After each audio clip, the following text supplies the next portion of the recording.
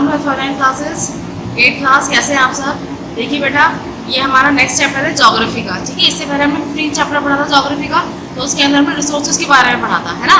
तो अब हम इस चैप्टर के अंदर पढ़ेंगे अबायोटिक रिसोर्सेज। अबायोटिक रिसोर्सेज यानी वो रिसोर्सेज जो नॉन लिविंग हैं। ठीक है, तो कौन कौन सी है? Land, soil and water. तो चैप्टर स्टार्ट करते हैं, देखते हैं क्या है इस चैप्टर में। Land, soil and water are the most important natural resources as they provide the base on which other resources develop। कह रहे हैं कि लैंड, सॉइल और वाटर यानी ज़मीन, मिट्टी और पानी ये बहुत ही इंपॉर्टेंट नेचुरल रिसोर्सेज हैं, यानी प्राकृतिक संसाधन हैं। क्योंकि ये क्या करते हैं, ये बाकी सभी संसाधनों को, सभी रिसोर्सेज को एक बेस प्रोवाइड करते हैं। ठीक है, यानी जब ज़मीन होती है तभी और भी चीज़ें उस पर बनाई जा सकती हैं, है ना। जब पानी होगा तभी उसके लिए हम जो है उस पर जीवित रह सकते हैं और बहुत सारी चीज़ें डेवलप कर सकते हैं। तो आप सबसे पहले हम पढ़ेंगे इसके अंदर लैंड रिसोर्स के बारे में। Land is the most basic resource because we live on it. Land supports forest and pastures and provides the base for agriculture and various other human activities. You might know that land masses form only about 29% of the earth surface. अब कह रहे हैं कि land जो है यानी ज़मीन जो है, अर्थ जो है वो, या भूमि कह सकते हैं हिंदी में आप इसको, वो हमारी बेसिक रिसोर्स है क्योंकि उस पर हम रहते हैं। ठीक है, अब आप इमेजिन करिए कि जहाँ पर भी आप कहीं पर भी रह रहे हो, किसी भी एरिया में रहते हो, किसी भी शहर में, किसी भी कंट्री में रहते हो, लेकिन आप रहते तो ज़मीन पर ही हैं, है ना। यानी अगर ज़मीन नहीं होगी तो क्या हम रह पाएंगे दुनिया में? कह रहे हैं कि लैंड जो है वो सपोर्ट करती है किसको? फॉरेस्ट को सपोर्ट करती है, पास्चर्स बोलते हैं चरागाहों को सपोर्ट करती है। इसके अलावा वो जो है बेस प्रोवाइड करती है एग्रीकल्चर के लिए। एग्रीकल्चर बोलते हैं खेती बाड़ी के लिए। ठीक है, और साथ साथ वो बहुत सारी ह्यूमन एक्टिविटीज़ के लिए भी काम में आती है। कह रहे हैं कि हो सकता है कि आप जानते हो कि हमारा जो लैंड मास है वो सिर्फ और सिर्फ कितना है? 29% है पूरे अर्थ सर्फेस का, यानी पूरा अर्थ जो है उसका सिर्फ 38% जो है वो लैंड है, बाकी सब क्या है? पानी। All of this land is not equally suitable for human habitation or economic activities।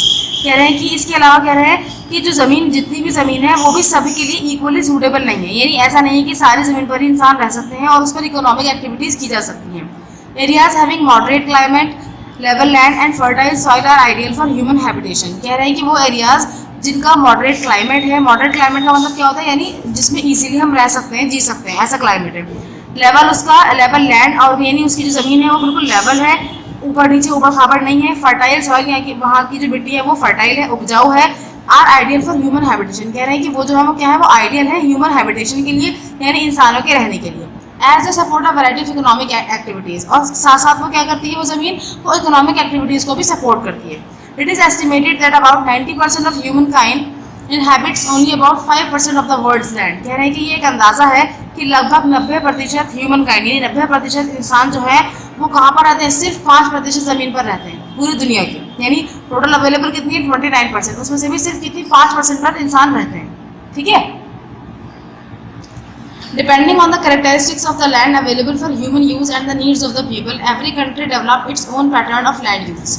अब कह रहे हैं कि लैंड जिस भी कंट्री के पास जैसी भी ज़मीन है उसकी कैरेक्टरिस्टिक्स अलग अलग है। ठीक है, कहीं पर उबड़ खाबड़ ज़मीन भी होती है, कहीं पथरीली ज़मीन होती है, कहीं पर उपजाऊ ज़मीन होती है। तो ये सब जो है वो अलग अलग ज़मीनें सबको अवेलेबल होती हैं। ठीक है, और इंसान उसको अपने हिसाब से यूज़ करता है और लोगों की ज़रूरत के हिसाब से उनका इस्तेमाल किया जाता है। हर कंट्री ने अपना कोई पैटर्न बना रखा है कि किस तरीके से वो ज़मीन का इस्तेमाल करेगी। In other words, different proportions of the available land are set aside for different purposes such as crop cultivation, grazing, forestry, housing, industries, transportation and so on। अभी कह रहे हैं कि दूसरे वर्ड्स में हम ये कह सकते हैं कि अलग अलग चीज़ों के लिए अलग अलग प्रोपोर्शन में ज़मीन को बांटा गया है जो उनको अवेलेबल है। ठीक है, जैसे सपोज कि कुछ ज़मीन पर क्या होता है? क्रॉप कल्टिवेशन होती है, यानी फसल उगाई जाती है। कुछ ज़मीन पर चारागाहें बनाई जाती है जहाँ पर जो जानवर है वो चरते हैं। कुछ ज़मीन पर फॉरेस्ट्री यानी जंगलात बनाए जाते हैं। कुछ ज़मीन पर लोग रहते हैं, हाउसेस वगैरह बनाते हैं। कहीं पर इंडस्ट्रीज़ लगाते हैं, कहीं पर ट्रांसपोर्टेशन का काम किया जाता है, यानी रोड्स वगैरह बनते हैं। ठीक है, और ऐसी बहुत सारी यूजेस है ज़मीनों के। ठीक है ना।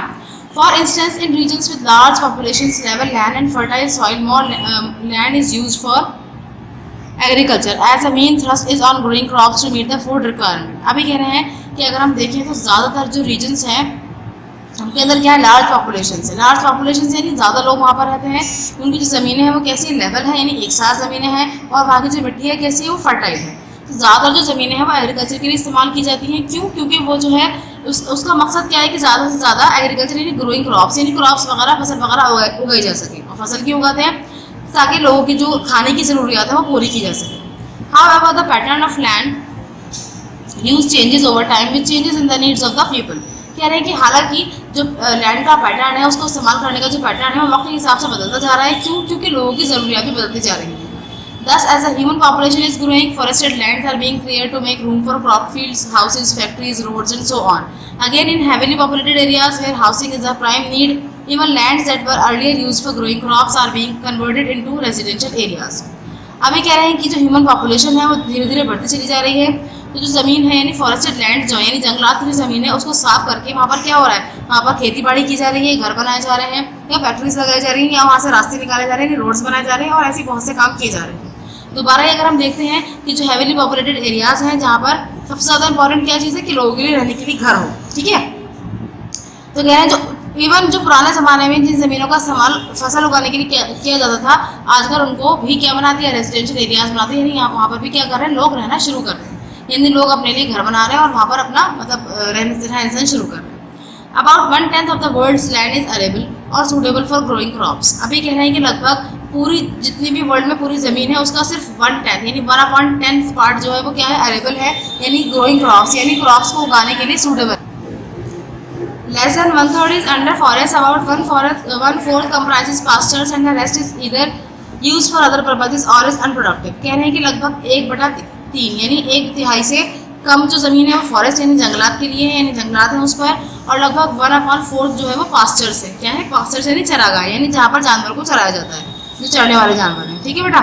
और बाकी जितनी भी है या तो वो अनयूज है यानी उसको जो है कहीं कहीं यूज़ कर रहे हैं दूसरे मकसद के लिए, या फिर वो अनप्रोडक्टिव है यानी उस पर कोई ऐसा खास काम किया नहीं जा रहा है, ठीक है। तो ये हमने देख लिया इसका डिस्ट्रीब्यूशन, लैंड डिस्ट्रीब्यूशन किस किस तरीके से है, कहाँ कहाँ पर क्या क्या चीज़ें की जा रही हैं। Land use in India.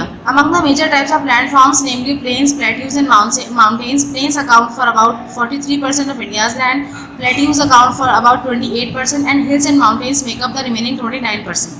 अब ये कह रहे हैं, अब हम देखिए बेटा इंडिया के बारे में देख रहे हैं कि इंडिया में लैंड यूज़ किस तरीके से होता है या इंडिया में किस किस टाइप की लैंड फॉर्म्स हैं, ठीक है। तो कह रहे हैं कि अगर हम बात करते हैं मेजर लैंड फॉर्म्स की, जिनका नाम क्या क्या होता है, प्लेन्स होते हैं, प्लेट्यूज होते हैं, माउंटेन्स होते हैं, ठीक है। तो उसमें हम देखते हैं कि प्लेन्स जो है यानी बिल्कुल सीधे सीधे मैदान जो है वो कितने हैं इंडिया में, वो इंडिया की ज़मीन की 43% है, ठीक है। अगर प्लेट्यूज की हम बात करते हैं, प्लेट्यूज क्या होते हैं, देखिए बेटा ये तो हमारी हिल है यानी जो नोकीली होती है, और प्लेट्यूज कैसे होते हैं, जो नोकीले नहीं होते, इस तरीके से ज़मीन से ऊपर उठा होता है लेकिन फ्लैट होते हैं ऊपर से, उसको हम प्लेट्यूज बोलते हैं।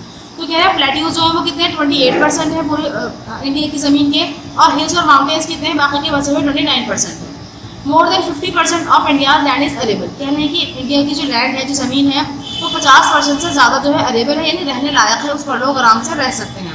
This includes fallow land and cultivable waste land. तो कह रहे हैं इसके अंदर वो चीज़ भी आती है जो खाली पड़ी है, वो ज़मीनें भी आती हैं जो खाली पड़ी हुई हैं, और कल्टिवेबल वेस्ट लैंड भी आता है। Fallow land is farmland that is left uncultivated to have the soil regain the nutrients used by the crops। कहना fallow land क्या होती है, वो जो है वो फार्म लैंड होती है ना, यानी उसको जो है कुछ टाइम के लिए जो है खाली छोड़ दिया जाता है, यानी ताकि सॉइल जो है वो अपने जो न्यूट्रिएंट्स है वापस से रिगेन कर ले। ये जैसे सपोज कि एक साल उसके ऊपर क्रॉप कल्टिवेशन की गई है तो नेक्स्ट ईयर के लिए उसको खाली छोड़ देंगे, है ना, या लगातार 5-6 साल अगर क्रॉप कल्टिवेशन की गई है तो उसको 2-3 साल के लिए खाली छोड़ दिया जाता है, उसको फार्म लैंड बोलते हैं, सॉरी फैलो लैंड बोलते हैं। Cultivable wastelands are areas that were earlier cultivated but have now become unsuitable for agriculture due to soil erosion। तो कह रहे हैं कल्टिवेबल वेस्टलैंड्स उसको बोलते हैं, वो एरियाज़ होते हैं जिनके अंदर पहले कल्टिवेशन किया गया था यानी फसल उगाई गई थी, लेकिन कंटिन्यू इस तरीके से किए जाने की वजह से वो जो है अब क्या है वो अनसूटेबल, यानी अब उस पर कोई फसल नहीं उगाई जा सकती क्योंकि उसके अंदर सॉइल इरोजन हो गया है या उसके जो न्यूट्रिएंट्स हैं वो खत्म हो चुके हैं, ठीक है। Such areas can be made fit for farming by taking steps to check erosion and by fertilizers. तो कह रहे हैं इस तरह के जो एरियाज़ हैं उनको फार्मिंग के लिए फिट बनाने के लिए क्या किया जाता है, कुछ स्टेप्स फॉलो किए जाते हैं। तो उसमें से एक तो ये है कि चेक इरोजन यानी इरोजन को रोका जाए। बेटा सॉइल इरोजन क्या होता है, देखिए हमारी जो अर्थ है ना, मतलब हमारी जो ज़मीन होती है, जो लैंड्स होती हैं, उनके ऊपर वाली जो लेयर होती है ना, उसका नाम होता है क्रस्ट। तो क्रस्ट जो है वो बहुत ही मतलब पतली लेयर है एक तरीके से देख लीजिए आप, और उसके ऊपर जो फर्टाइल मिट्टी होती है वो और भी पतली लेयर होती है उसके ऊपर। तो वो क्या होता है, जब बहुत तेज़ बहाव से पानी आता है तो वो सारी की सारी मिट्टी वहाँ से बह जाती है, या फिर बहुत तेज़ हवा चले तो भी वो बह जाती है, तो मिट्टी के अंदर से ग्रिप खत्म हो जाती है, ठीक है। तो उसको कह रहे हैं कि उसको हमें रोकना चाहिए, या फिर इसको जो है वापस फिट करने के लिए क्या करना पड़ेगा, फर्टिलाइजर्स वगैरह का इस्तेमाल करना पड़ेगा। Nearly 21% of India's land is forested. कह रहे हैं कि लगभग 21% जो है वो इंडिया की लैंड वो फॉरेस्टेड है, यानी फॉरेस्ट में इस्तेमाल हो रही है। Most of the forests are on the hills and mountains. Forests are also found in the eastern river deltas. कह रहे हैं ज़्यादातर जो फॉरेस्ट और हिल्स और माउंटेन, ज़्यादातर जो फॉरेस्ट हैं वो हिल्स और माउंटेन्स पर होते हैं। और फॉरेस्ट कहाँ पर और भी पाए जाते हैं? ईस्टर्न रिवर डेल्टाज में पाए जाते हैं, है ना। यानी जैसे वेस्ट बंगाल, इस तरफ वेस्ट बंगाल है और सेवन सिस्टर्स है, उस तरफ की बात कर रही हैं। Pastors account for about 4% of India's land. They are found mainly on the plateaus, which have relatively poor soils. The rest of India's land includes unproductive land and land used for non-agricultural purposes like housing, mining, manufacturing, etc. अभी कह रहे हैं कि जो pastors हैं यानी चरागाहें जो हैं या जहाँ पर एनिमल्स ग्रेज करते हैं, तो वो कितनी है? वो लगभग 4% है। इंडिया की पूरी ज़मीन का 4% जो है वो पास्टर्स हैं। वो कहाँ पर पाए जाते हैं? ज़्यादातर प्लेट्यूज पर पाए जाते हैं। बेटा प्लेट्यूज मैंने आपको बताया था ना, यहाँ पर इस तरीके के प्लेट्यूज होते हैं, तो उन पर पाए जाते हैं। और कह रहे हैं कि इनकी जो मिट्टी होती है यानी यहाँ की जो सॉइल है वो पुअर सॉइल है। ऐसा नहीं कि बहुत ज़्यादा ख़राब है, यानी बहुत ज़्यादा ख़राब नहीं होती, लेकिन ये है कि और जगह कंपैरिजन में थोड़ी पुअर होती है, ठीक है। अब इसके अलावा हमने देख लिया बेटा कि कितनी परसेंट कहाँ पर यूज़ हो रही है हमारी जो ज़मीन है, इंडिया की जो ज़मीन है। तो बाकी जितनी भी जो ज़मीन बचती है इंडिया के लैंड का, जितना भी पार्ट अब बचता है वो सब अनप्रोडक्टिव लैंड है। अनप्रोडक्टिव मतलब यानी वहाँ से कुछ उगाया नहीं जा रहा है, ठीक है ना। जैसे उसका इस्तेमाल कहाँ पर हो सकता है? जितने भी नॉन एग्रीकल्चर पर्पसेज है, जैसे माइनिंग है, हाउसिंग है यानी घर वगैरह बनाने के लिए, या माइनिंग करने के लिए यानी जो खाने खोदते हैं वहाँ से कोयला वगैरह निकालते हैं, ये सब के लिए होता है। या मैन्युफैक्चरिंग के लिए या बड़ी बड़ी जो फैक्ट्रीज है वो लगाई जाती है ताकि वहाँ पर चीज़ें मैन्युफैक्चर हो सके, ठीक है। यानी वहाँ पर ऐसा कोई प्रोडक्टिव वर्क नहीं हो रहा है कि मतलब कुछ चीज़ उगाई जा रही है, ऐसा नहीं हो रहा है। अगला हेडिंग देखिए बेटा, soil resource. Soil forms the upper layer of the earth's crust. It is made up of loose rock fragments and humus. Most food items like rice, wheat, pulses, fruits and vegetables are obtained from plants that grow on soil. अभी कह रहे हैं कि soil जो है वो क्या करती है? अर्थ क्रस्ट की ऊपर वाली जो लेयर है वो बनाती है, ठीक है। और किस चीज़ से बनती है ये? Loose rock fragments and humus से बनती है। यानी जो ह्यूमस है, ह्यूमस से बनती है ये। और जो रॉक्स होते हैं, छोटे छोटे जो पीसेज होते हैं ना बालू के, मतलब बड़े बड़े पहाड़ों के छोटे छोटे पीस रेता रेता से जो बन जाता है उसको बोल रही है, ठीक है। कह रहा है ज़्यादातर जो फूड आइटम्स हैं जैसे चावल हैं, गेहूँ हैं, दालें हैं, फ्रूट्स और वेजिटेबल्स हैं, ये सभी हम कहाँ से प्राप्त कर पाते हैं? जो कि मिट्टी पर उगाए जाते हैं, तभी हमें ही मिल पाते हैं। Soil also sustains forest which give us firewood, timber, rubber, fibres and many other valuable products. Besides soils play a major role in satisfying our aesthetic sensibilities. Imagine how dreary our world would be without flowers, trees and grass. अब कह रहे हैं कि soil जो है साथ साथ क्या करती है? सस्टेन करती है फॉरेस्ट को भी। यानी फॉरेस्ट के अंदर भी जो है सॉइल का बहुत इंपॉर्टेंट रोल है। जो हमें फॉरेस्ट हमें क्या देता है? फायरवुड देता है, आग जलाने की लकड़ी, टिम्बर, जिससे टिम्बर है इससे वो बनता है, फर्नीचर वगैरह बनाए जाते हैं, ठीक है बेटा। रबर बनती है, फाइबर से कपड़े बनते हैं। तो ये सब चीज़ें हमें कहाँ से मिल रही हैं? जंगलात से मिल रही हैं। और जंगलात में जो पेड़ है वो भी तो मिट्टी पर लगे हुए हैं। अगर वो मिट्टी वहाँ नहीं होगी, यानी सॉइल नहीं होगी वहाँ पर, तो वहाँ पर पेड़ नहीं उग पाएंगे और ये सब चीज़ें हमें मिल नहीं पाएंगी। कह रहे हैं कि इस सब के अलावा भी सॉइल जो है वो हमें एक बहुत ही सेटिस्फाइंग एस्थेटिक सेंसिबिलिटी देती है। यानी जितने भी फूल इस दुनिया में है, जितनी भी खूबसूरती, जितनी भी रंग बिरंगी है, वो ज़्यादातर हमें सॉइल पर, यानी जो फूल उगते हैं सॉइल की वजह से उग पाते हैं, जो फल उगते हैं या फल है या फूल है या फिर सब्जियाँ हैं, वो सब हमें सॉइल की वजह से ही मिल पाती हैं। कह रहे हैं कि अगर हम इमेजिन करें अपनी वर्ल्ड को, अपनी दुनिया को बिना फ्लावर्स के, बिना ट्रीज़ के, बिना ग्रास के, तो कितनी सूखी, कितनी अजीब सी लगेगी हमें ये दुनिया, ठीक है। तो कह रहे हैं सॉइल का बहुत ही इंपॉर्टेंट रोल है हमारे एस्थेटिक सेंस को डेवलप करने में या उसको बनाए रखने में। एस्थेटिक सेंस का मतलब होता है यानी हमें जो है चीज़ें जो है खूबसूरत लग रही है या उनको खूबसूरत बनाना हमें आ रहा है, तो बिना सॉइल के पॉसिबल नहीं है। Each type of soil has its own characteristics and its own range of soil products. The formation of soil is influenced by parent material, climate, topography, organisms and time.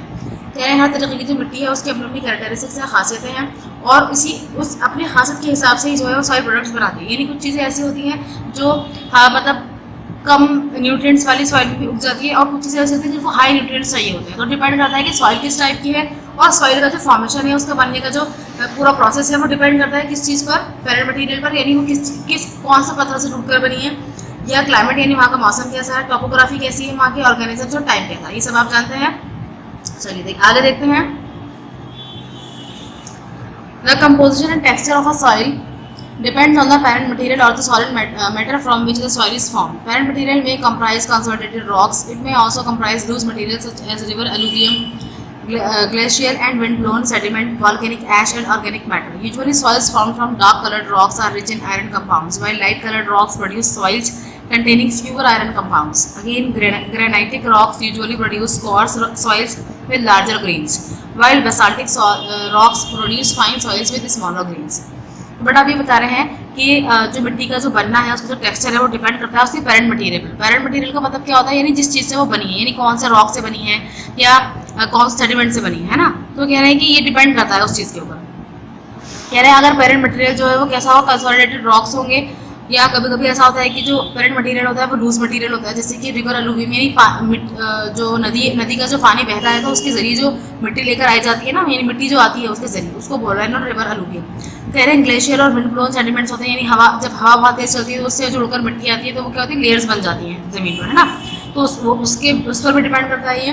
Volcanic ash भी होती है। Volcanic ash का मतलब होता है यानी जब volcano फटता है, यानी जब लावा फटता है तो उसके बाद उसके अंदर से जो सब कुछ निकलता है ना, मैग्मा पूरा निकलता है, तो उसकी जो राख होती है उससे भी मिट्टी बनती है। या इसके अलावा ऑर्गेनिक मैटर्स भी हो सकते हैं। ऑर्गेनिक मैटर का मतलब क्या हुआ, यानी जैसे कोई भी चीज़ जो जैसे इंसान मर जाते हैं तो उनको दफना दिया जाता है ना, तो यानी वो एक ऑर्गेनिक मैटर है। इंसान है या जानवर है, ये जितने भी वेजिटेबल्स वगैरह हम जो भी खा रहे हैं तो उसकी जो पीलिंग्स होती है, जो छिलके वगैरह होते हैं, वो सब ऑर्गेनिक मैटर कहलाते हैं। तो ये भी डिपेंड करता है सॉइल पर कि वो अगर ज़्यादा फर्टाइल हम उसको करना चाहते हैं तो आपने देखा भी हो शायद कि जिन लोगों के यहाँ गार्डन्स होते हैं, छोटे छोटे गार्डन्स जिनके घर में होते हैं, तो वो अपने किचन का सारा वेस्ट जो है वो उन गार्डन्स में डाल देते हैं खाद के तौर पर। या आपने ये भी देखा होगा जो चाय की पत्ती होती है यूज़ हुई भी, उसको भी वो खाद के तौर पर गमले वगैरह में गार्डन में डाल देते हैं। तो ये सब क्या है, ऑर्गेनिक मैटर्स है।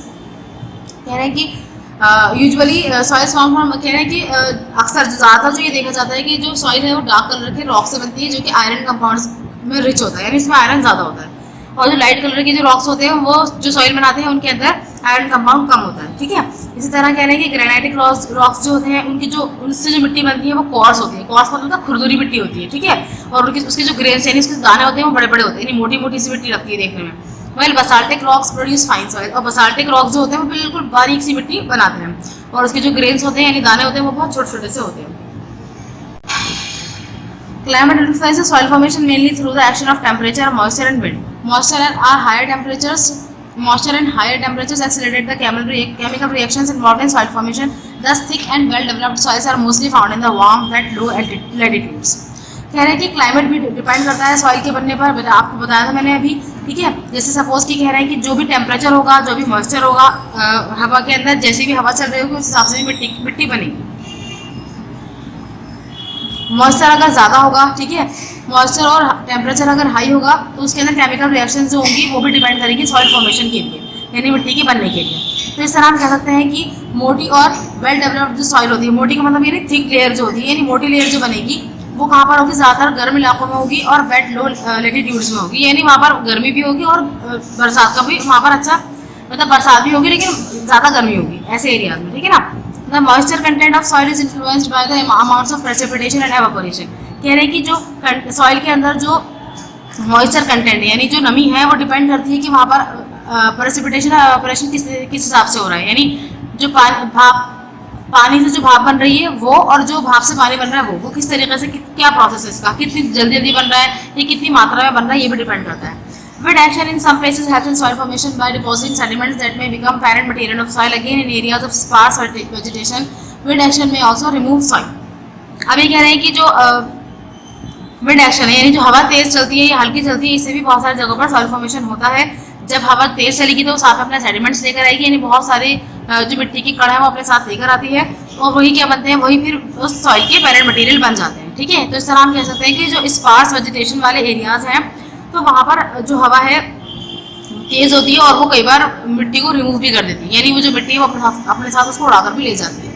द टोपोग्राफी और physical features specially the slope of the land determines the amounts of heat and moisture received at a place it दस इफेक्ट्स सॉइल फॉर्मेशन। कह रहे हैं टोपोग्राफी का मतलब यानी फिजिकल फीचर, यानी कोई भी जमीन है कहाँ पर, किस एरिया में है वो, है ना। तो ये बता रहे हैं कि जो स्लोप ऑफ द लैंड है, यानी स्लोप ऑफ द लैंड यानी जो ढलान है जमीन का, जो ढलान है ये डिपेंड करता है कि उसके ऊपर कितनी गर्मी पड़ेगी, उसके ऊपर कितनी बारिश पड़ेगी, कितना मॉइस्चर उसके अंदर आएगा। तो ये सभी चीज़ें भी क्या करती हैं, सॉइल फॉर्मेशन को अफेक्ट करती हैं। Plains which usually receive enough heat and allow moisture to collect are ideal locations for the formation of soil. कह रहे हैं वो प्लेन्स जो अक्सर जो है मतलब नॉर्मली अच्छी खासी गर्मी और मॉइस्चर कलेक्ट कर लेते हैं, तो वहाँ की जो लोकेशंस होती हैं मिट्टी के बनने के लिए बिल्कुल वो होती है आइडियल होती है, यानी बहुत बेहतरीन मिट्टी वहाँ पर बन सकती है। Hillsides, on the contrary, may have relatively thin soil or weather, or as water and soil forming sediments run quickly down the slopes, Soil formation is further hampered if the hillside faces away from the sun and receives little heat. तो अब कह रहे हैं कि जो हिल sides होती है यानी पहाड़ी एरियाज जो होते हैं तो वहाँ की जो मिट्टी होती है बहुत ही पतली लेयर होती है, वहाँ पर मिट्टी की ज़रा से तेज़ हवा चलने से या पानी बहने से वो पूरी की पूरी मिट्टी आराम से वहाँ से हट जाती है, ठीक है।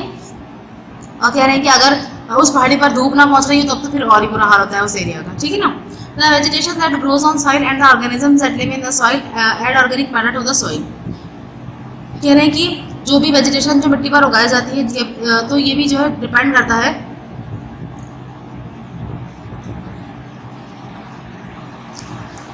और जितने भी ऑर्गेनिज्म जो है उस एरिया में उस सॉइल पर रहते हैं और जितना भी ऑर्गेनिक मैटर उस सॉइल को मिल पाता है तो ये भी डिपेंड करता है कि उसकी वो किस तरह बनी होगी, ठीक है ना। ये उसके बनने पर ये भी डिपेंड होता है। Soils rich in humus or partly decomposed organic matter are very fertile, burrowing by animals like earthworms, ants and termites exposes soil particles to weathering, which aids soil formation. It also helps air to reach the roots of plants. अभी कह रहे हैं जो soil humus rich होती है यानी जिसमें humus ज़्यादा होता है और जो पार्टली डिकम्पोज ऑर्गेनिक मैटर से बनी होती है यानी उसके अंदर ऑर्गेनिक मैटर्स वगैरह डाले जाते हैं या फिर वो खुद ब खुद बहुत सारे जानवर मर जाते हैं तो मिट्टी मिल जाते हैं, ठीक है ना।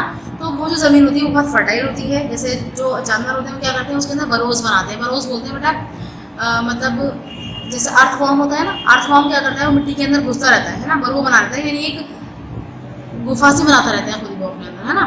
तो उसको इस तरह की जो मिट्टी होती है तो ये जो मिट्टी होती है बहुत ही अच्छी होती है। क्यों? क्योंकि इससे जो बरो बनाते हैं ना वो एनिमल्स तो उससे वहाँ तक क्या होता है, वहाँ तक ह्यूमस भी पहुँचता है, इसीलिए वहाँ पर एयर भी पहुँचती है, वाटर भी पहुँचता है, ठीक है। तो वो मिट्टी जो है पोरस हो जाती है आराम से और उसमें जो है आराम से एयर वगैरह भी रीच कर पाती है रूट्स तक, प्लांट के रूट्स तक। In general, the process of soil formation takes a long time. However, the time taken for soil formation varies under varying conditions. For example, soil formation takes place more rapidly in tropical climates than in colder climates. कह रहे हैं कि generally अब हम यही बात कह सकते हैं कि जो सॉइल फॉर्मेशन का जो प्रोसेस है वो एक काफ़ी लंबे समय तक चलता है, बहुत लंबा टाइम लेता है। कोई भी सॉइल बनने के लिए काफ़ी लंबा टाइम लेती है।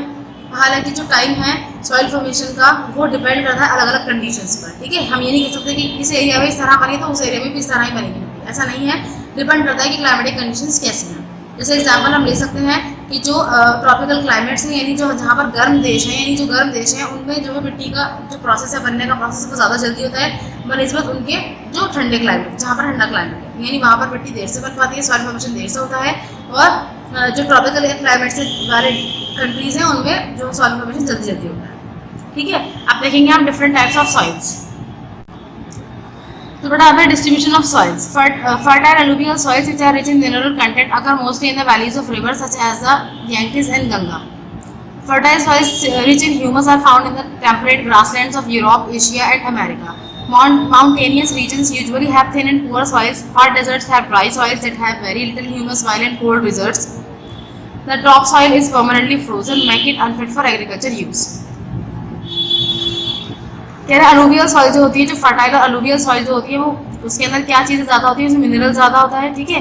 वो कहाँ पर पाई जाती है, वो ज़्यादातर रिवर्स वगैरह की वैलीज में यानी रिवर्स के आसपास जो घाटियाँ होती हैं या फिर रिवर्स के आसपास का जो एरिया होता है उसके अंदर वो पाई जाती है, ठीक है।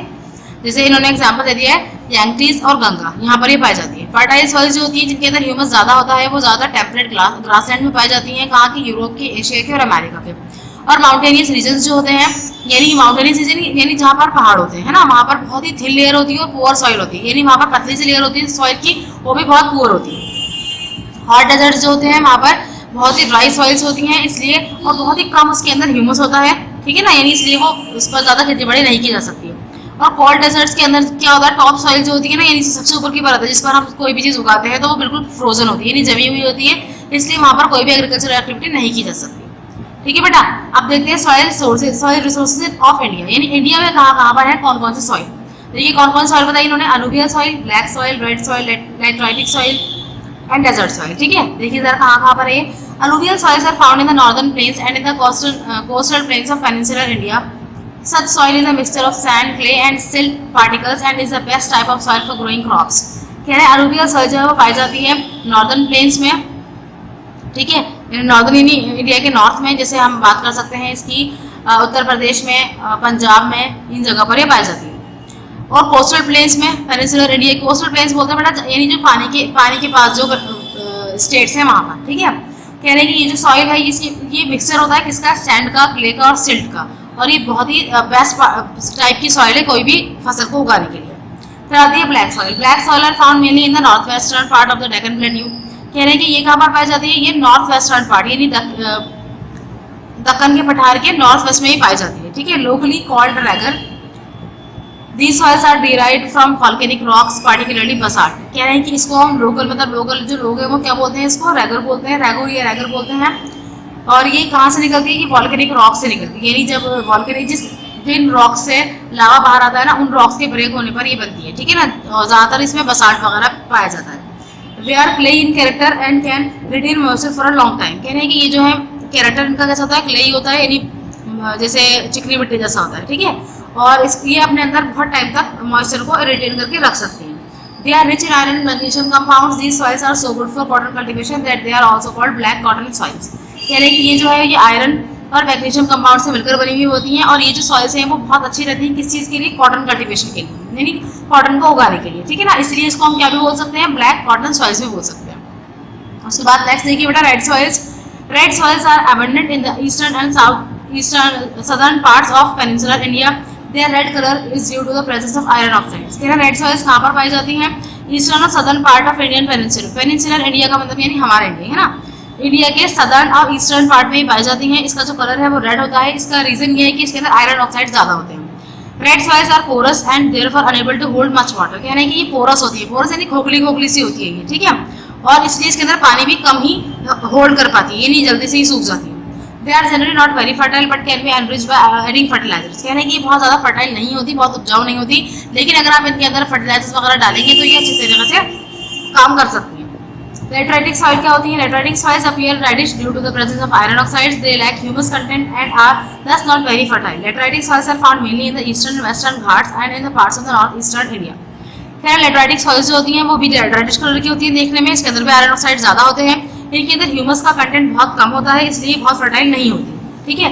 और लेटराइटिक सॉइल्स जो होती हैं वो ज़्यादातर कहाँ पर पाई जाती हैं, ईस्टर्न और वेस्टर्न घाट पर पाई जाती हैं इंडिया में, और साथ साथ नॉर्थ ईस्टर्न इंडिया में भी पाई जाती हैं। नॉर्थ ईस्टर्न इंडिया कहाँ पर हो गया बेटा, यानी सेवन सिस्टर्स की तरफ। डेजर्ट सॉइल्स क्या है, desert soils are found mainly in the arid regions of Rajasthan, Gujarat and Ladakh.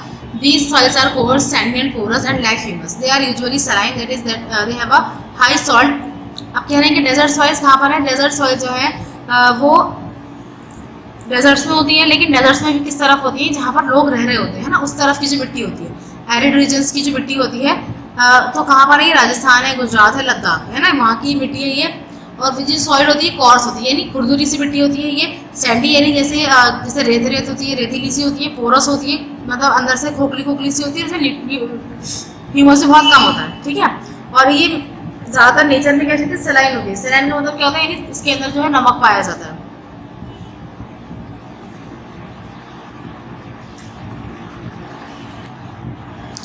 Content due to excessive evaporation, desert soils can be cultivated with the help of irrigation, which involves supplying water by various means in order to grow crops। तो कह रहे हैं कि इसके अंदर जो है जो नमक की मात्रा है वो अधिक होती है, क्योंकि इसके अंदर एवापोरेशन ज़्यादा होता है। एवापोरेशन यानी इसके अंदर क्योंकि जो रेगिस्तान होते हैं वहाँ पर धूप बहुत तेज़ होती है, तो वहाँ पर क्या होता है, वो वहाँ पर एवापोरेशन यानी मिट्टी से सारा पानी उड़ जाता है, इसी वजह से उसके अंदर नमक ज़्यादा होता है। डेजर्ट सॉइल को हम कल्टीवेट कर सकते हैं, लेकिन उसके लिए हमें इरिगेशन के साधनों का बहुत अच्छे से इंतजाम करना पड़ेगा, यानी सिंचाई वगैरह का बहुत अच्छे से इंतजाम करना पड़ेगा, तभी जा करके हम उसके ऊपर डिफरेंट टाइप की क्रॉप्स को कल्टीवेट कर सकते हैं, ठीक है बेटा। Mountain soils. India's mountainous regions have a wide range of soils. Most mountain soils are thin but can be cultivated with use of fertilizers. Peat soil is rich in humus. Mountain soils are particularly suited for fruit orchards।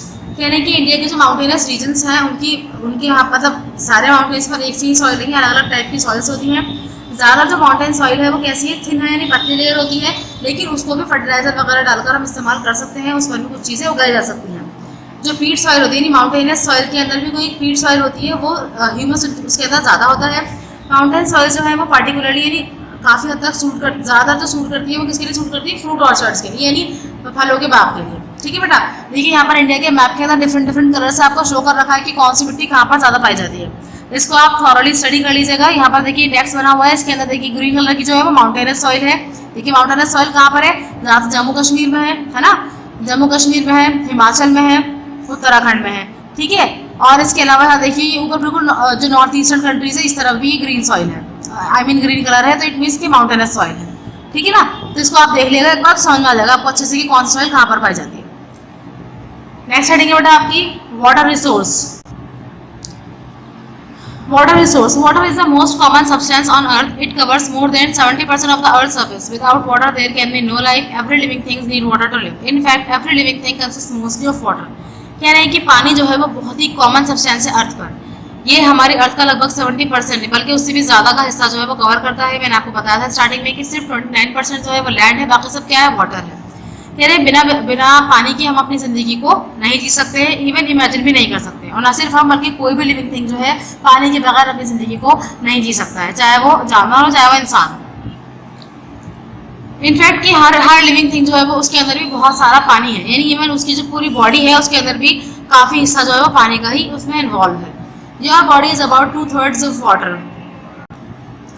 बड़ा ही बता रहे हैं कि हमारी जो body है उसके अंदर जो हिस्सा है वो 2/3 पानी है। 2/3 का मतलब क्या हुआ, यानी अगर हम अपनी बॉडी के पूरे कंटेंट के पूरे मास के 3 हिस्से करें तो उसमें से 2 हिस्से जो है वो पानी के हैं। ऐसे कहने कि a chicken is about 3/4 water and a pineapple is about 4/5 water.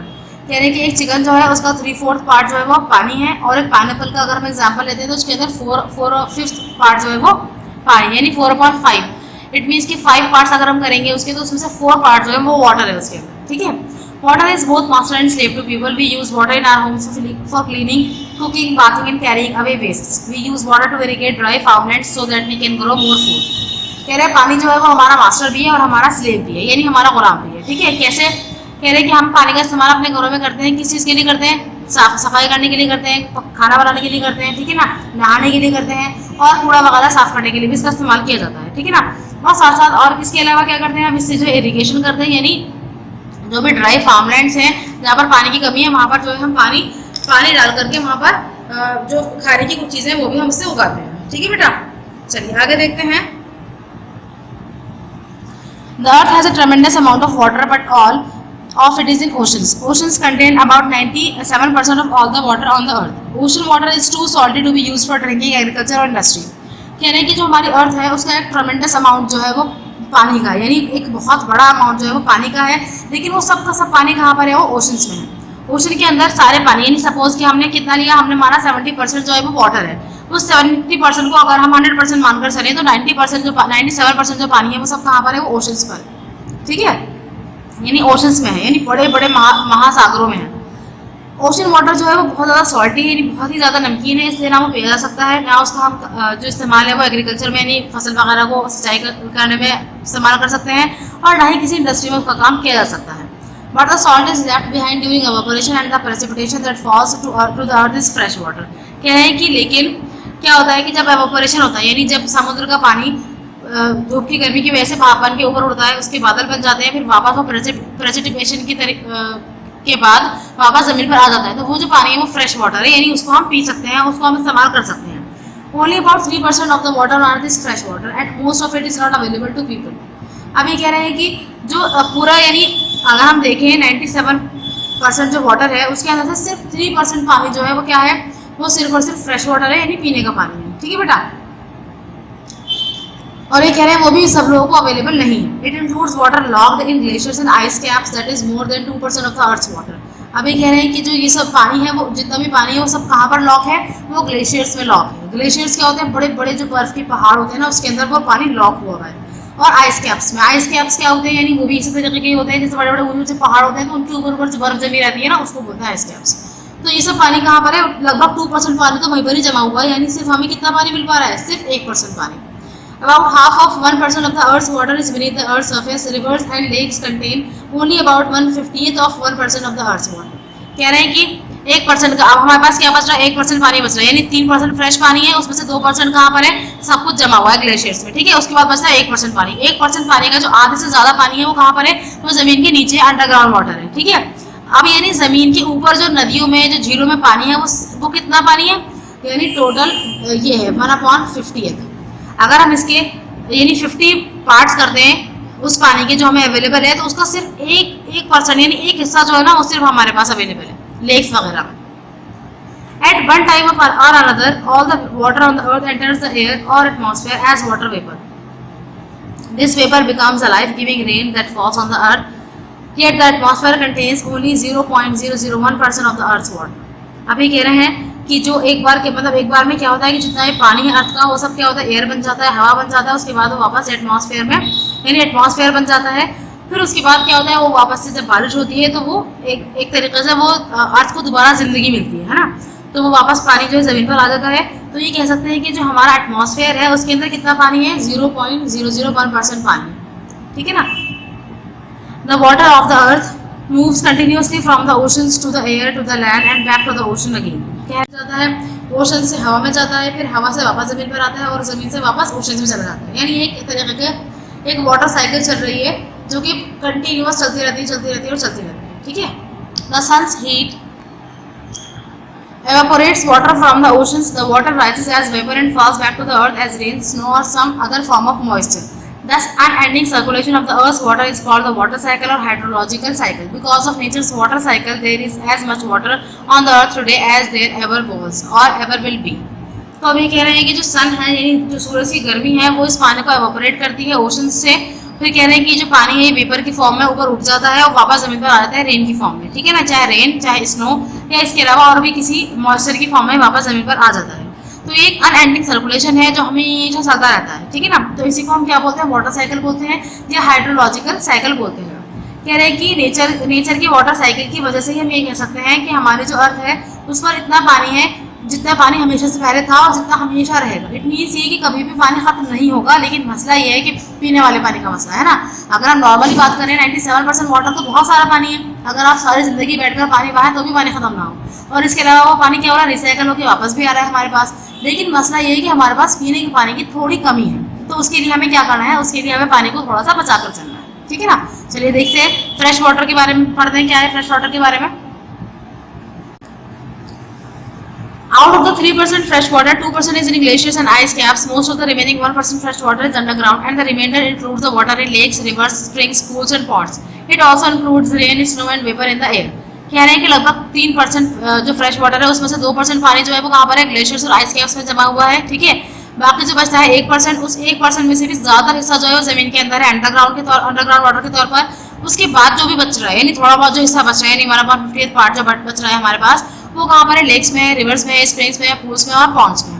तो कह रहे हैं कि इसी के अंदर वो पानी भी इंक्लूड है जो पानी रेन की फॉर्म में या स्नो की फॉर्म में, वेपर की फॉर्म में, हवा में इंक्लूडेड है, ठीक है। आगे देखते हैं, a country's water supply is determined by its precipitation. In some regions the precipitation exceeds evaporation. कह रहे हैं कि कंट्री की जो पानी का जो लेवल है वो डिपेंड करता है कि उसके अंदर प्रेसिपिटेशन कितना हो रहा है, यानी बारिश कितनी हो रही है या जो एवापोरेटेड वाटर है वो वापस जमीन पर कितनी स्पीड से आ रहा है, ठीक है। So there is plenty of water in lakes, rivers and underground resources. These regions lie between the equator and 20 degree north and south. कह रहे हैं कि जो ऐसे एरियाज हैं जहाँ पर एवापोरेशन ज़्यादा है और साथ साथ प्रेसिपिटेशन भी ज़्यादा है, तो वहाँ पर पानी की कोई कमी नहीं होती है। ना तो लेक्स में पानी कम होता है, झीलों में, ना नदियों में, और ना ही अंडरग्राउंड पानी कम होता है। तो ये जो एरियाज है कहाँ पर है, ये इक्वेटर के करीब है, 20 डिग्री नॉर्थ की तरफ एंड साउथ की तरफ, ठीक है। And north and south of 40 degree latitudes evaporation exceeds precipitation. कह रहे हैं नॉर्थ साउथ 40 डिग्री की तरफ अगर हम देखते हैं तो वहाँ पर एवापोरेशन जो है वो बढ़ जाता है, एवापोरेशन जो है बढ़ा देता है प्रेसिपिटेशन को। As a result deserts are created. फिर कह रहे हैं कि इसी वजह से क्या होता है कि डेजर्ट जो है वो डेजर्ट्स बन जाते हैं, यानी वहाँ पर जो है रेगिस्तान वगैरह बन जाते हैं, ठीक है ना। For example the Atacama and Kalahari deserts lie in the southern hemisphere and the Sahara, Arabian and Gobi deserts are examples of deserts in the northern hemisphere. तो एग्जाम्पल्स के लिए हमसे कह रहे हैं कि आटाकामा और कालाहारी जो डेजर्ट है वो सदर्न हेमिस्फीयर में है, ठीक है। देखो बेटा पूरी वर्ल्ड को 2 हेमिस्फीयर में बांट रखा है, नॉर्दर्न हेमिस्फीयर, सदर्न हेमिस्फीयर, यानी बीच वाली जो एक लाइन है उसे हम इक्वेटर बोलते हैं, ऊपर जिक्र आया है इसका, ठीक है ना। तो उसके हिसाब से बता रहे हैं हमें। तो सदर्न हेमिस्फीयर में कौन कौन आ रहा है, आटाकामा और कालाहारी डेजर्ट, और नॉर्दर्न हेमिस्फीयर में क्या क्या आ रहा है, सहारा, अरेबियन एंड गोबी डेजर्ट्स। तो इन डेजर्ट्स का बनने का मकसद क्या है कि एवापोरेशन तो हो रहा है लेकिन प्रेसिपिटेशन नहीं हो रहा है, यानी एवापोरेट तो हो रहा है पानी मिट्टी से लेकिन वापस जो है बारिश नहीं हो रही है, तो इसलिए मिट्टी के अंदर से मॉइस्चर खत्म हो जाता है, फिर वो रेतीली हो जाती है, फिर उस पर कोई चीज़ उगाई नहीं जा सकती और ना ही वो फिर पानी को रिटेन करके रखने के काबिल रह पाती है। Generally, the world's most heavily populated areas receive enough rain for their needs. These areas include most of the Europe, Southeast Asia, the Eastern United States, India, and much of China. But about half of the Earth's land does not get enough rain. These dry areas include most of Asia, Central Asia, most of Northern Africa, and the Middle East. कह रहे हैं कि generally अगर हम देखें तो world का जो मोस्ट हेवी पॉपुलेटेड एरिया है, यानी ज़्यादातर जो पॉपुलेशन जहाँ पर रहती है वो काफ़ी अपने अपनी ज़रूरत के हिसाब से काफ़ी बारिश उनको मिल जाती है, ठीक है ना। तो कौन कौन से एरियाज़ हैं ऐसे? वो एरियाज़ यूरोप के, साउथ ईस्ट एशिया के और ईस्टर्न यूनाइटेड स्टेट्स जो है, ये इंडिया है या काफ़ी हिस्सा चाइना का, ये सब जो है यहाँ पर पानी अवेलेबल है। लेकिन कुछ एरिया ऐसे भी हैं अर्थ की लैंड के, अर्थ की ज़मीन के, जहाँ पर इनफ रेन नहीं होती, जहाँ पर काफ़ी बारिश नहीं हो पाती है।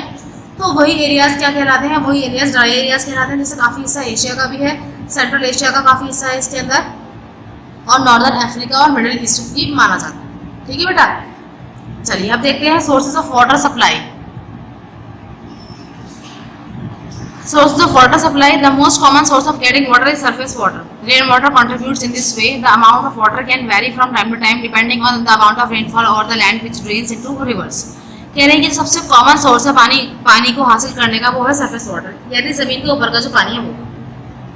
तो इसके ज़मीन के ऊपर के पानी के अंदर सबसे ज़्यादा मेन कंट्रीब्यूशन किसका है? वो रेन वाटर का, यानी जो बारिश आती है वो ज़मीन के ऊपर पानी इकट्ठा हो जाता है, तो वही पानी जो है वो हम यूज़ कर लेते हैं।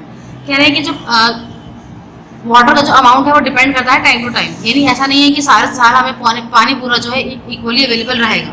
जब ठंड होगी तो जाहिर है पानी जो है कम हो जाएगा, गर्मी में भी पानी कम हो जाता है, बरसात के मौसम में पानी की एडिक्वेट क्वांटिटी हमें मिल जाती है, ठीक है ना बेटा। तो ये डिपेंड करता है कि कितना रेनफॉल हो रहा है, यानी कितनी बारिश हो रही है। तो जितनी बारिश होती है उसको सारा का सारे पानी कहाँ चला जाता है? रिवर्स वगैरह में चला जाता है। Many cities that depend on small reverse store water during rainy period, so they will always have a good supply. Some build a dam on the river and store water behind it is in a reservoir. Others store water in a pond or small lake. कह रहे हैं कि बहुत सारी cities जो क्या करती हैं, उनके पास छोटी छोटी सी रिवर्स होती हैं, तो वो सारा का सारी जो ड्यूरिंग रेन का जो जितना भी पानी है वो सबका सब पानी इकट्ठा कर लेती हैं ताकि पूरे सालों में कोई परेशानी ना हो, ठीक है। कुछ जो सिटीज़ है, कुछ लोग जो है वो क्या करते हैं, वो डैम बना लेते हैं रिवर के ऊपर और उसके पीछे सारा पानी इकट्ठा कर लेते हैं एक रिजर्वियर में। और कुछ लोग क्या करते हैं, वो पानी को इकट्ठा कर लेते हैं पॉन्ड में या किसी स्मॉल छोटी लेक में, ठीक है।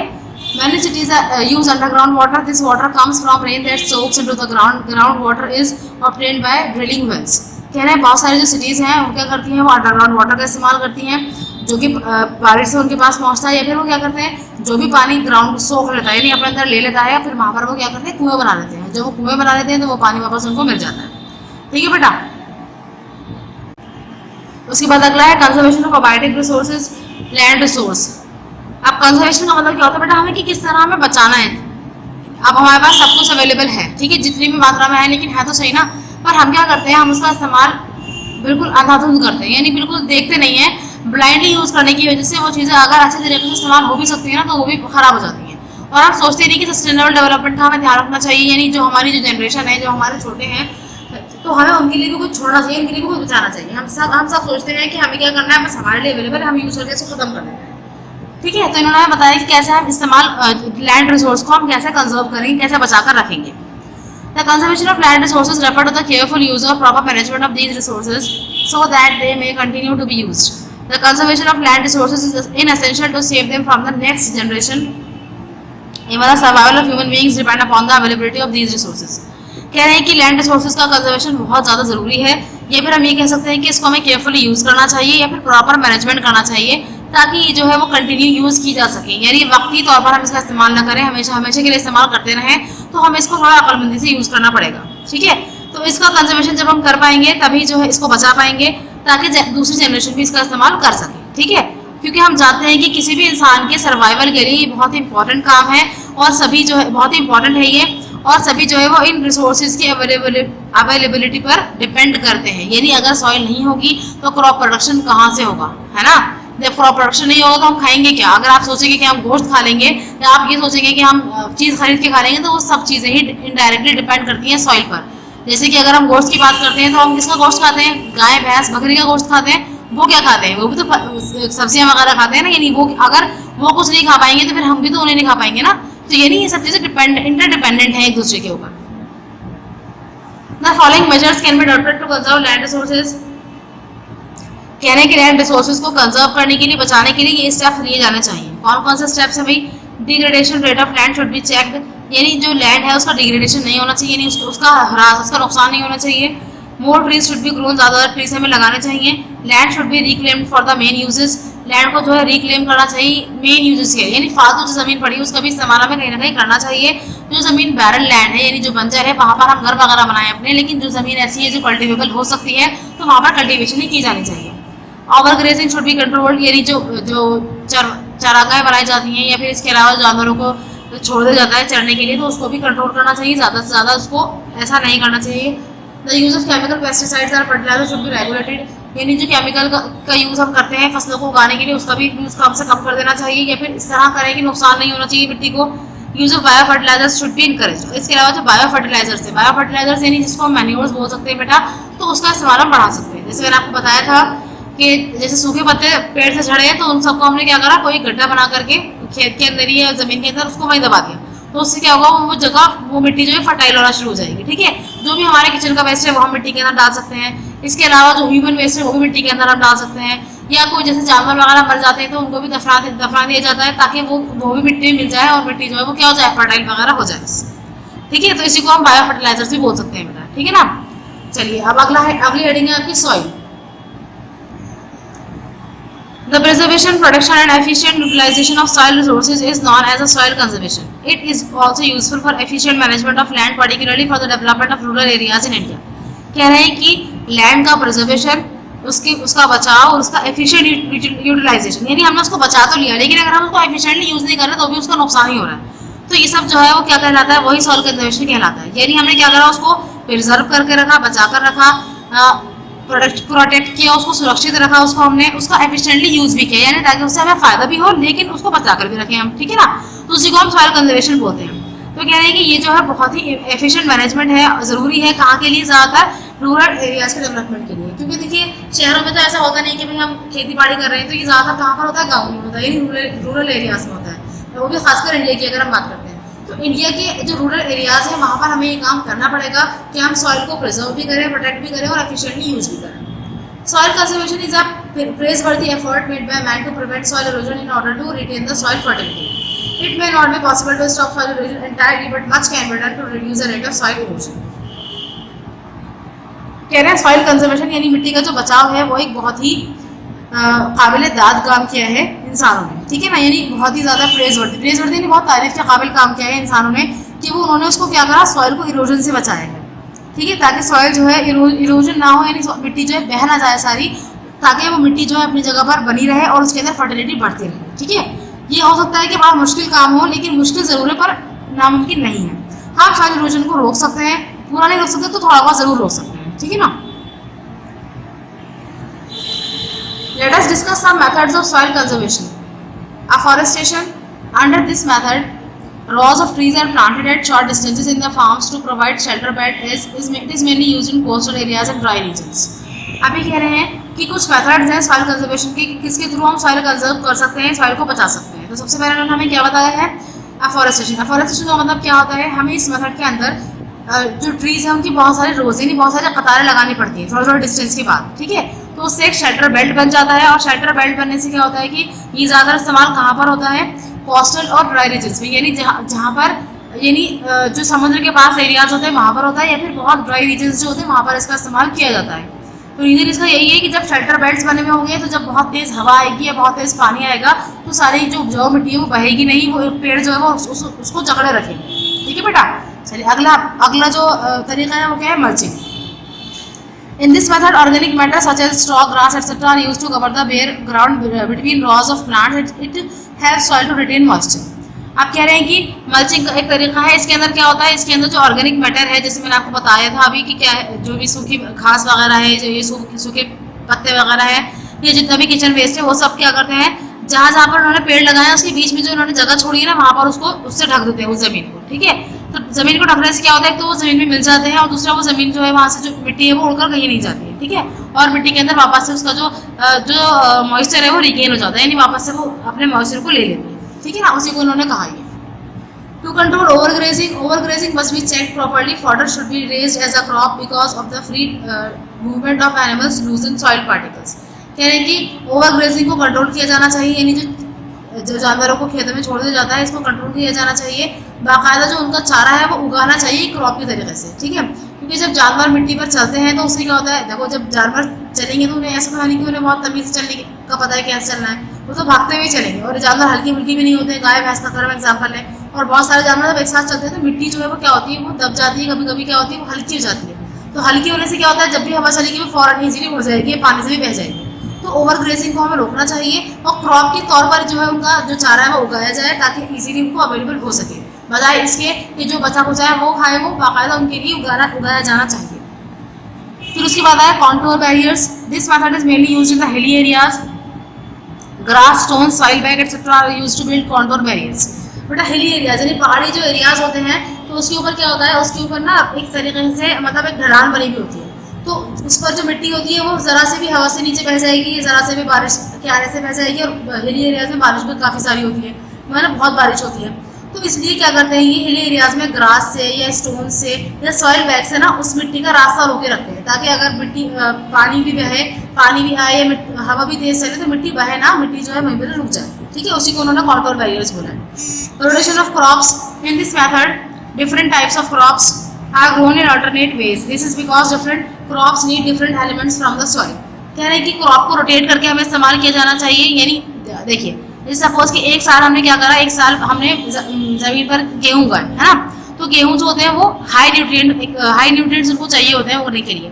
तो उसके नेक्स्ट ईयर हम क्या करें, कोई ऐसी फसल उगाएं जो थोड़े कम न्यूट्रिएंट में उग जाए, है ना, यानी उसके अंदर मिट्टी के अंदर कुछ ना कुछ बाकी रह जाना चाहिए। अगर मिट्टी पर हम टोटली ऐसी चीज़ें उगाते रहेंगे जो बहुत हाई न्यूट्रिएंट्स की होती है तो मिट्टी जो है वो क्या हो जाएगी, बैरन हो जाएगी, बंजर हो जाएगी, है ना। तो हमें क्रॉप को रोटेट करके इतना से उसको उगाना चाहिए ताकि जो मिट्टी है वो अपनी जो फर्टिलिटी है वो रिटेन कर पाए। उसके बाद नेक्स्ट हेडिंग है बेटा contour ploughing. It refers to the flowing parallel to the contours of a hill slope. It forms a natural barrier for water to flow down the slope and thus it controls soil erosion. अच्छा, अब क्या है, contour flowing की जानी चाहिए।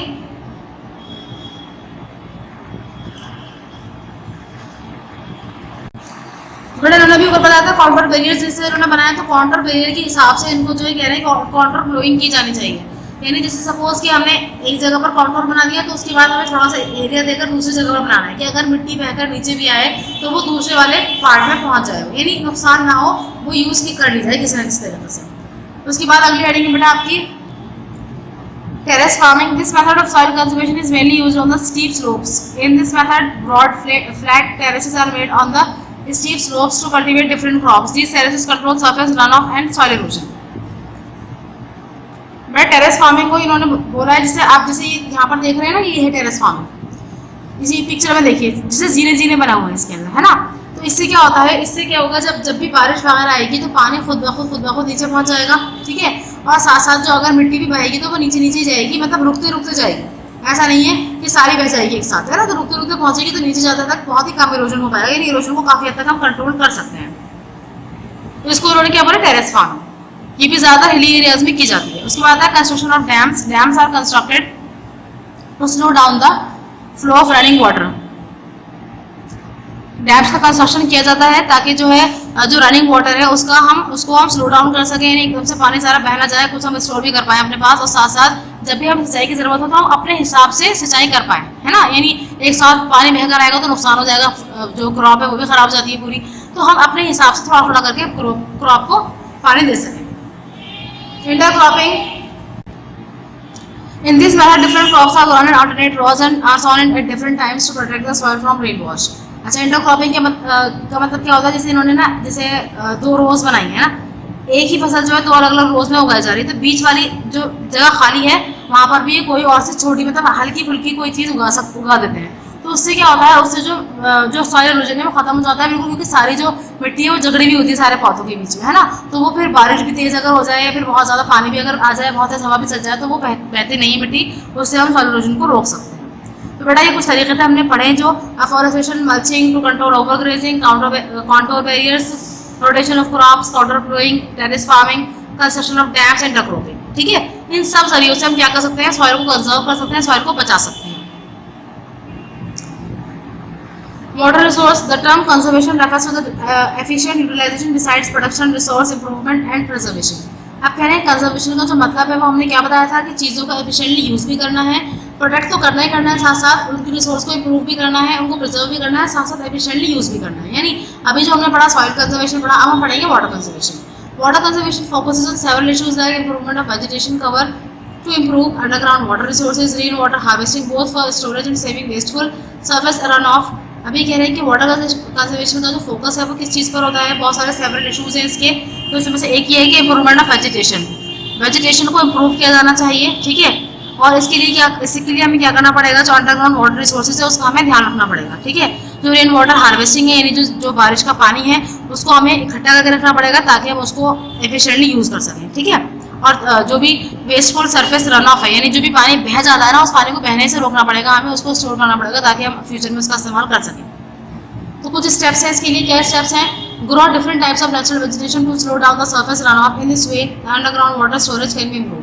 कह रहे हैं कि हमें डिफरेंट टाइप का नेचुरल वेजिटेशन उगानी चाहिए, ठीक है, ताकि उससे जो पानी है वो बहे ना, वो पानी जो है क्या हो जाए, वो मिट्टी में जज्ब हो जाए और जो पेड़ों की जड़ें हैं वो उसको रोक ले अपने अंदर, ठीक है। इससे जो है हमारा वाटर, अंडरग्राउंड वाटर जो है वो इम्प्रूव होगा, यानी वो जो है बढ़ जाएगा अपने लेवल पर। Impound water resource by making check dams, हमें क्या करना है, हमें पानी को जो है डैम्स बना करके उसको बहने से रोकना है, यानी डैम्स बना करके उसको हम रोक सकते हैं। Rain water harvesting technique can also be use to save surface run off, rain water harvesting हमें करनी है ताकि पानी जो है वो बहे ना, जो भी बारिश का पानी है उसको हम इस्तेमाल करने के लिए अपने घर में भी इवन उसको हम इकट्ठा करके रखें। Adequate amount of water should be use in the irrigation process, canal lining should be use to control water seepage. कह रहे हैं कि जो एडिक्वेट है, एक जो पर्याप्त मात्रा है पानी की वो यूज़ होनी चाहिए इरिगेशन प्रोसेस में, यानी जब भी हम सिंचाई करें तो प्रॉपर पानी मिलना चाहिए फसल को। प्रॉपर पानी नहीं मिलेगा तो मिट्टी भी खराब होगी, फसल भी खराब होगी, ठीक है ना। और जितना पानी हमने दिया है वो भी वेस्ट हो जाएगा, क्योंकि जब मिट्टी खराब होगी तो फायदा क्या हुआ। इसके अलावा जो कैनाल्स वगैरह है उसको भी ध्यान से हमें बनाना चाहिए ताकि वो सीपेज को कंट्रोल कर पाए, यानी पानी जो है वो प्रॉपर्टी जगह पर पहुंच जाए, बजाय इसके कि इधर उधर बह जाए, इधर उधर टपक करके वो सारा वेस्ट हो जाए। इन एरिड रीजन स्प्रिंकलर्स और trickle system methods should be used in agriculture activities. कह रहे हैं जो एरिड रीजन है, एरिड रीजन यानी डेजर्ट्स वगैरह में क्या करना चाहिए, स्प्रिंकलर सिस्टम का यूज करना चाहिए। बेटा देखो, जो डेजर्ट्स होते हैं ना वो बहुत सूखे हुए होते हैं, तो वहाँ पर क्या होता है, वहाँ पर अगर आप ऐसे पानी डालते रहोगे ना तो एक तो पानी बहुत चाहिए और दूसरा ये कि टाइम भी बहुत लग जाएगा इसके अंदर, और फिर मिट्टी क्या जल्दी से सूख जाएगी वो वाली मिट्टी। तो उसके अंदर हम स्प्रिंकलर सिस्टम का इस्तेमाल करते हैं, जैसे आप शावर यूज़ करते हैं ना नहाने के लिए, भाई शावर यूज़ करने से आपको क्या फ़ायदा होता है कि उसके अंदर कम पानी के अंदर आपकी पूरी की पूरी बॉडी भीग जाती है, ये तो फ़ायदा होता है उसके अंदर। तो ऐसे ही काम करता है स्प्रिंकलर सिस्टम।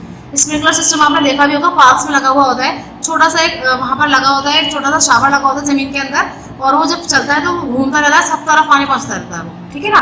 तो उसी को उन्होंने क्या बोला है, स्प्रिंकलर सिस्टम बोला है, ठीक है। ये ड्रिप सिस्टम होना चाहिए ताकि ऐसे एरियाज में एग्रीकल्चर एक्टिविटीज़ को बढ़ावा मिल सके। अब देखिए, recycle water should be used as a coolant in the industries. कह रहे हैं कि जो रिसाइकल वाटर है, यानी साफ पानी के इस्तेमाल के बजाय जो भी पानी है जो यूज़ हुआ हुआ है उसको हम इंडस्ट्रीज़ में उसको कूल करने के लिए यूज़ कर सकते हैं, क्योंकि बहुत हाई टेम्परेचर पर इंडस्ट्रीज़ में काम किया जाता है, तो जब उनको ठंडा करना पड़ता है चीज़ों को, तो उसके लिए हम ऐसे जो रिसाइकल वाटर है उसका इस्तेमाल कर सकते हैं। At home, we should also check the wastage of water. Wastewater of kitchen and washing can be used for gardens and toilets. Thus, every member in the house needs to use water economically. In this way, water resource can be conserved and managed effectively. कह रहे हैं कि घर पर भी हम इसका ध्यान रखें कि भाई पानी वेस्ट ना करें बिल्कुल भी।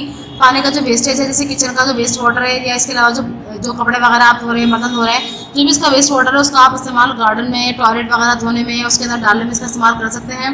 तो इसलिए सभी हाउस मेंबर्स को चाहिए कि वो पानी का जो है वो इकोनॉमिकली यूज़ करें, यानी सोच समझ के इस्तेमाल करें, ठीक है। इस तरह आप जो है वाटर रिसोर्स को बचा सकते हैं और उसको मैनेज कर सकते हैं इफेक्टिवली।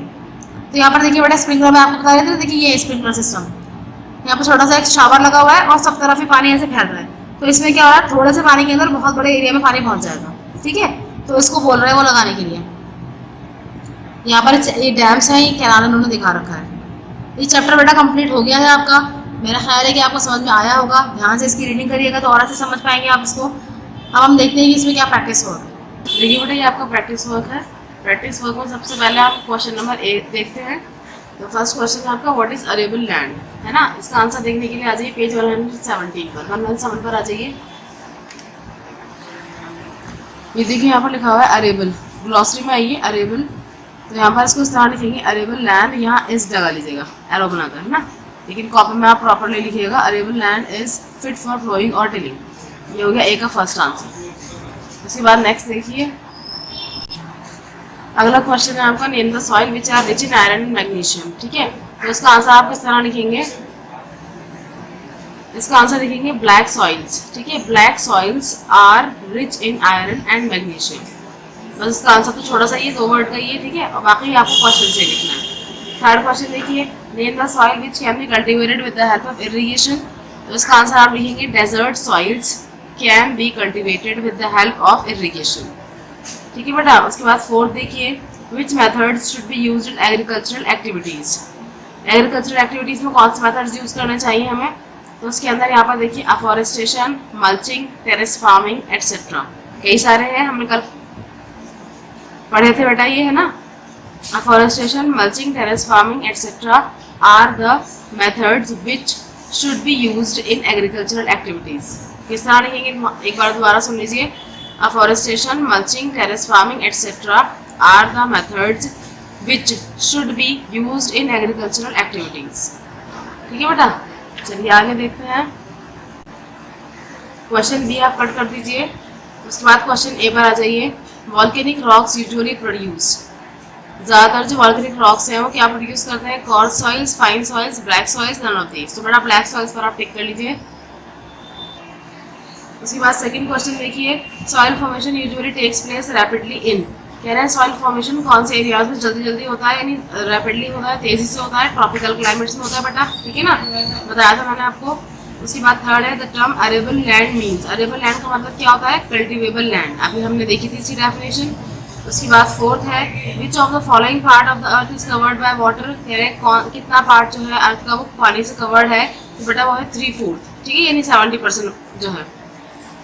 उसके बाद देखिए फिफ्थ के अंदर है, which of the following steps should be taken to conserve water. कह रहे हैं पानी को बचाने के लिए कौन से स्टेप्स लिए जाने चाहिए? बेटा यहाँ पर 4 स्टेप्स दे रखे हैं इन्होंने। Slow down the surface run off, sprinklers और drip irrigation should be used, recycled water should be used. तो बेटा ये तीनों ही इंपॉर्टेंट है, इन तीनों ही किए जाने चाहिए। तो फोर्थ ऑप्शन में लिखा हुआ नन ऑफ दीज, तो आप इसको बेटा नन को काट कर ऑल कर लीजिए। ठीक है, तो ये हो जाएगा ऑल ऑफ दीज, और यही आपका करेक्ट ऑप्शन है, क्योंकि हमारे तीनों ही ऑप्शन ठीक है। तो हमने इसका मतलब ये हुआ कि यानी ऑल ऑफ दीज मतलब यानी सारे ही ठीक है। समझ आया? हाँ, इस पर टिक करिएगा डी वाले पर। उसके बाद देखिए नेक्स्ट है आपका बी के अंदर आपको फिलअप्स करने हैं। देखिए जरा क्या करेंगे आप इसके अंदर। फर्स्ट है, black cotton soils are locally called. Black cotton soil को हम लोकली क्या बोलते हैं? रेगुर। कल बताया था मैंने आपको ये। उसके बाद सेकंड है आयरन ऑक्साइड्स, ये रेड सॉइल्स देयर कलर। कह रहे हैं कि आयरन ऑक्साइड जो है वो क्या करते हैं? सॉइल को रेड कलर देते हैं। उसके बाद थर्ड है रेन वाटर, पूरा आंसर इसका है। तो rain water harvesting technique can also be use to save water surface, to save surface run off. उसके बाद फोर्थ है, black soil are use for the cultivation, बहुत अच्छी मानी जाती है ये सॉइल। उसके बाद फिफ्थ है आपका कॉन्टोर, ये पूरा आंसर इसका यहाँ लिखा हुआ है ना, इधर स्पेस नहीं है। Contour barrier is mainly use in hilly areas. तो ये होगा बेटा आपके 5 के फिलअप्स के आंसर्स हो गए। समझ आ गया आपको इसमें? उसके बाद नेक्स्ट देखिए बेटा, उसके बाद देखिए यहाँ पर आपके टिक आई मीन राइट रॉन्ग है ये आपके, है ना। तो देखिए जरा फर्स्ट है, the land on the earth is unlimited. कह रहे हैं कि जो जमीन पर अर्थ पर जो लैंड है, जमीन है, वो अनलिमिटेड है। तो बेटा रॉन्ग स्टेटमेंट है।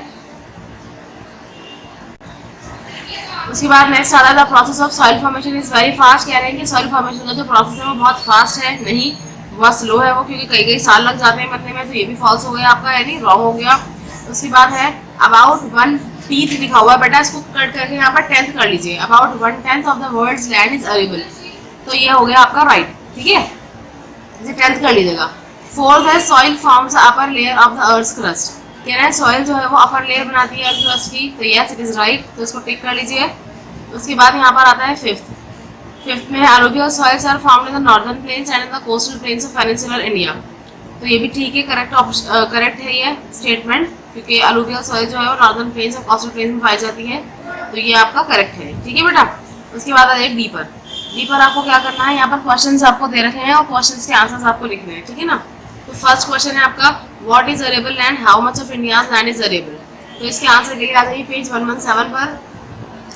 बेटा देखिए यहाँ से लिखेंगे about 1/10 of the world's land is arable और सूटेबल फॉर ग्रोइंग क्रॉप्स। ठीक है, तो इसमें ये पता चल गया कि ये क्या है, मतलब किसके लिए यूज होती है ये, और कितनी है ये भी क्वांटिटी पता चल गई। ये हो गया आपका डी का फर्स्ट। बेटा सेकंड क्वेश्चन कट कर दीजिए इसका। थर्ड क्वेश्चन देखिए, right a short note on mountain soil. Answer के लिए आ जाइए पेज 120 पर। देखिए इसका आंसर क्या है, माउंटेन सॉइल्स। ये हेडिंग है ना, ये पूरा लिखना है आपको। इंडियन माउंटेनियस रीजन्स, यहाँ से फ्रूट ऑर्चर्ड्स तक। B3 हो गया बेटा ये आपका। सेकंड हमने कट कर दिया है, ठीक है ना। अब फोर्थ देखिए, डी का फोर्थ भी कट कर दीजिए आप। डी का फिफ्थ देखिए, why are the world facing water scarcity. इसके आंसर के लिए भी आ जाइए पेज 120 पर। बेटा इसका आंसर आप यहाँ से लिखेंगे, जो पिक्चर बनी है इसके ऊपर लिखा हुआ है ओनली अबाउट। ओनली अबाउट से लिखना स्टार्ट करेंगे आप, और 2, 3, 4, 5 पैराग्राफ के एंड तक आ जाएंगे, है ना। आर्ट्स वाटर, ये हो गया आपका डी का 5। उसके बाद देखिए बेटा ई पार्ट देखिए। ई पार्ट के अंदर आप देखिए फर्स्ट का क्या है, briefly describe any 3 methods of soil conservation. बेटा आपने पढ़ लिए कितने सारे, मल्चिंग है ना, टेरेस फार्मिंग है, कॉन्टोर बैरियर्स हैं, कॉन्टोर फ्लोइंग है, ये सब चीजें उसके अंदर आती हैं। तो जरा देख लेते हैं, पेज 122 पर आ जाइए जरा। बेटा ई का जो फर्स्ट क्वेश्चन है उसके हिसाब से कंजर्वेशन के तरीके सिर्फ 3 लिखने हैं, है ना। तो मैंने छोटे छोटे चूज करे हैं आपके लिए। तो कॉन्टोर बैरियर्स, और ये ने पूरा आपको लिखना है। पहले हेडिंग बनाएंगे, उसके बाद ही पूरा मेथड बताएंगे क्या है ये। उसके बाद सेकंड है रोटेशन ऑफ क्रॉप्स, इसको भी हेडिंग बनाएंगे, पूरा इसका आंसर इस तरह लिखेंगे, यानी पूरा पॉइंट लिखेंगे। उसके बाद आता है आपका थर्ड आता है इंटरक्रॉपिंग। थर्ड आता है आपका इंटरक्रॉपिंग। इंटरक्रॉपिंग के अंदर भी आप हेडिंग बनाएंगे और बाकी पूरा इस तरह ही लिख देंगे, ठीक है बेटा। ये तीनों पॉइंट्स आप लिखेंगे। ये हो गया आपका ई का फर्स्ट आंसर। बेटा ई का सेकंड जो है कट कर दीजिए। ई का थर्ड देखिए, right briefly about the location and characteristics of black cotton soils. इसके आंसर के लिए आ जाइए पेज 119 पर। इसकी हेडिंग देखिए बेटा, ब्लैक सॉइल्स, है ना। ब्लैक सॉइल्स की हेडिंग बनाएंगे आप और पूरा ये वाला पैराग्राफ लिख देंगे यहाँ तक, ठीक। ये हो गया आपका ई का थर्ड। चैप्टर आपका कंप्लीट हो गया है बेटा, और सिलेबस भी कंप्लीट हो गया है। तो बहुत ध्यान से अपनी प्रिपरेशन कीजिएगा। पहले काम पूरा कर लीजिए सारा, और उसके बाद एग्जाम की तैयारी शुरू कर दी। बस 1-2 दिन रहते हैं बीच में, है ना, ज़्यादा दिन तो है नहीं अब। तो बहुत ध्यान से अपना काम स्टार्ट कर दिए। आई होप आपको समझ में आया होगा chapter. So thank you, thanks for watching. अल्लाह हाफिज़।